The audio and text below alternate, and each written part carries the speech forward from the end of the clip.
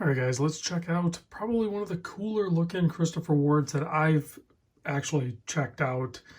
This one's no longer made. I'm not sure when they stopped making them, but I found some old sales post, I think around 2016, maybe 17. I'm not really sure when they stopped making them, but this is the older case. This isn't the light catcher. You can also tell by the handset. This is the older handset that a lot of people actually like and prefer over even the new one. But this is one of the earlier versions where it has the Christopher Ward logo over there at 9 o'clock.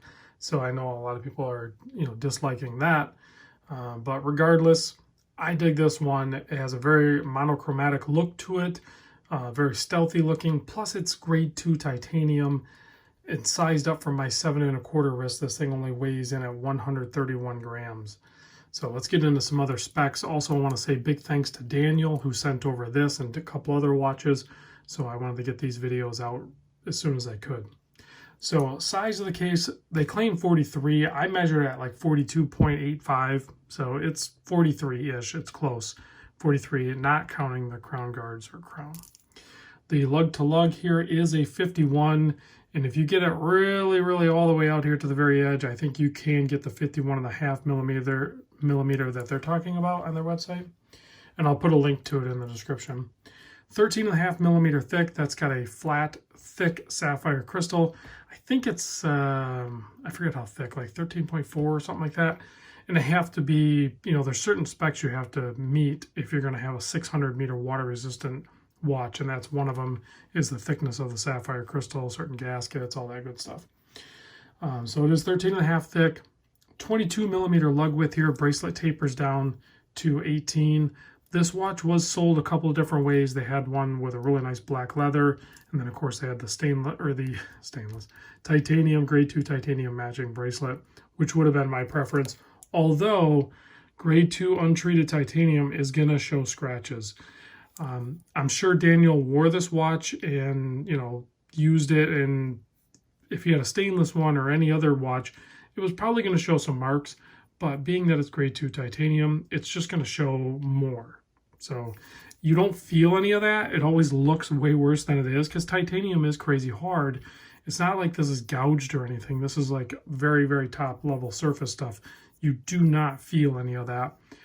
And I have never tried, but I suspect you could rebrush this. I don't know if it's, the same process as stainless. If anybody's tried it, chime in the comments, let me know.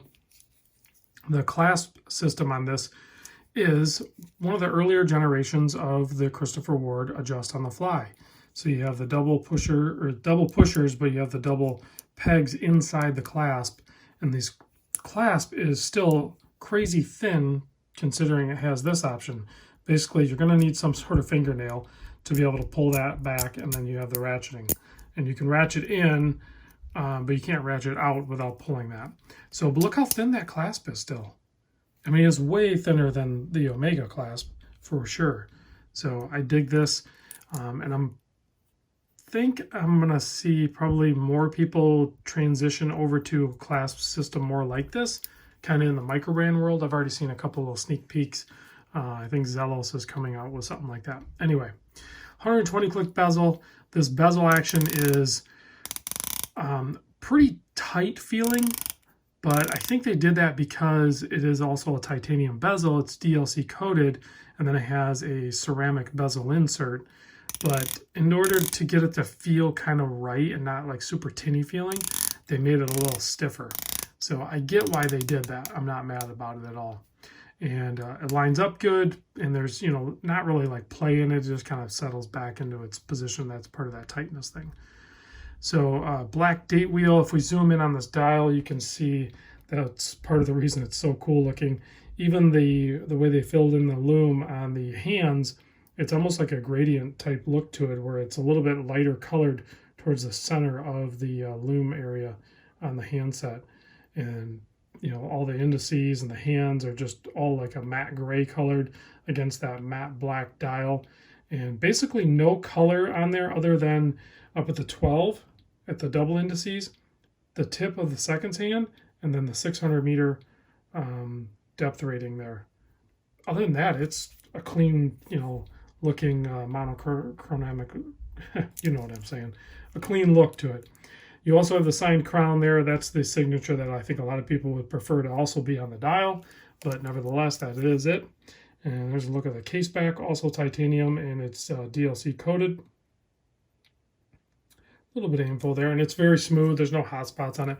Now, this was an earlier bracelet, so it doesn't have the quick release on that, but it still has it there, you know, for the adjust. So pretty slick, nonetheless. You can also see a lot of times with titanium, I'm not 100% sure of the reasoning, but they inset some steel catches there for these bits here, and I'm thinking that's because these are actually steel as well.